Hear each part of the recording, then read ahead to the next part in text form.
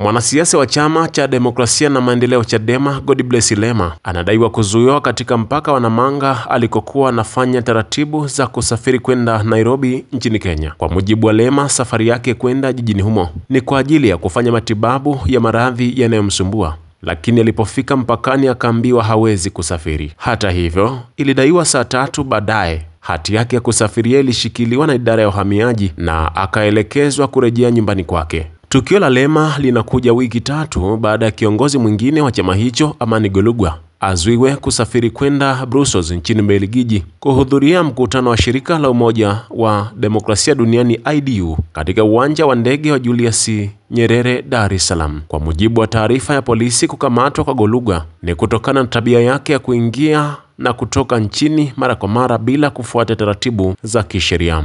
Hata hivyo, kuhusiana na madai ya Lema kuzuiwa kusafiri, idara ya uhamiaji ilitoa taarifa na kueleza kwamba inapenda kujulisha umma kuwa leo tarehe 6 Juni 2025 katika kituo cha uhamiaji cha mpaka wa Namanga mkoani Arusha, ndugu Godbless Jonathan Lema alizuiliwa kutoka nchini na pasipoti yake ya kusafiria kushikiliwa sambamba na zuio hilo. Ndugu Lema ametakiwa kuripoti katika ofisi ya uhamiaji makao makuu kwa ajili ya mahojiano zaidi. Idara inapenda kufahamisha umma kuwa taratibu uliotumika kumzuia kutoka nchini ni wa kawaida na unatumika kwa raia yeyote pale ambako idara imepata taarifa zinazohitaji mhusika kuhojiwa. Aidha, idara ya uhamiaji inatoa wito kwa wananchi kupuuza taarifa za uongo zilizochapishwa na ndugu Lema kupitia mtandao wa kijamii kuwa zuio hilo linawalenga viongozi wa Chadema. Katika barua hiyo imesainiwa na Paul J. Msele, msemaji mkuu wa idara ya uhamiaji. Kwa upande wa Lema,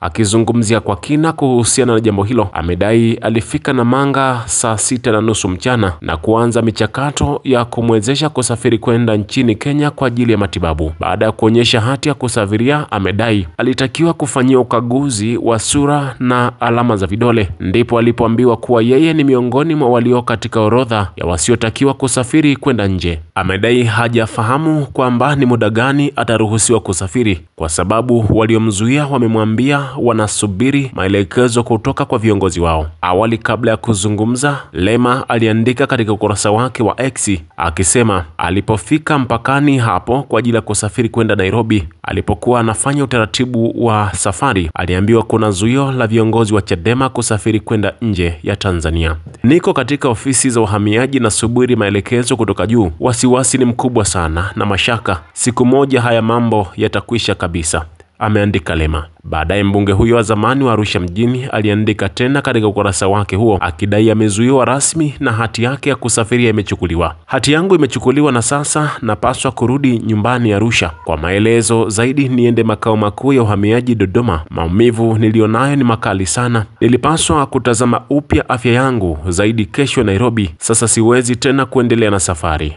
amesema Lema.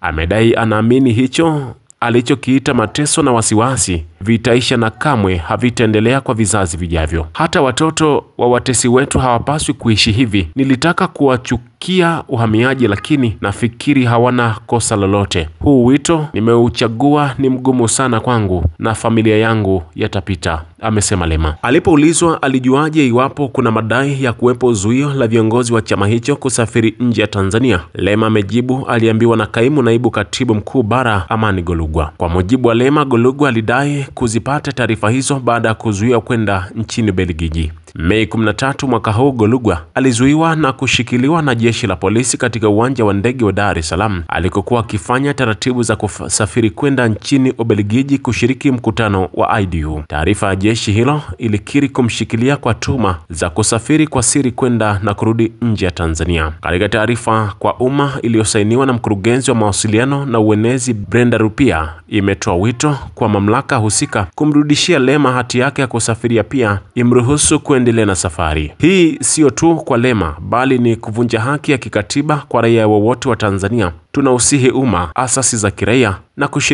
na washiriki wa kimataifa kuungana kupinga kitendo hiki kisichokubalika, imedai taarifa hiyo. Hata hivyo, Lema ameandika na kuongeza kuwa nimezuiliwa kinyume na utaratibu wa sheria na Immigration Governing Order sina kesi yoyote mahakamani wala hakuna malalamiko yoyote dhidi yangu jeshi la polisi. Sina makosa yoyote ya kiuhamiaji ambayo nimejulishwa na afisa wa immigration pale Namanga. Ni wazi kuwa notisi hii kwa umma imetolewa kama kinga kwa mamlaka zinazokandamiza watu wenye mawazo mbadala dhidi ya watawala. Nitafika ofisi za uhamiaji makao makuu. Nimenyimwa haki ya kusafiri na zaidi kupata matibabu Nairobi bila sababu ya msingi. Acheni kutesa watu kwa sababu ya hofu na mashaka, amemaliza Lema kwa kuandika usiku huu.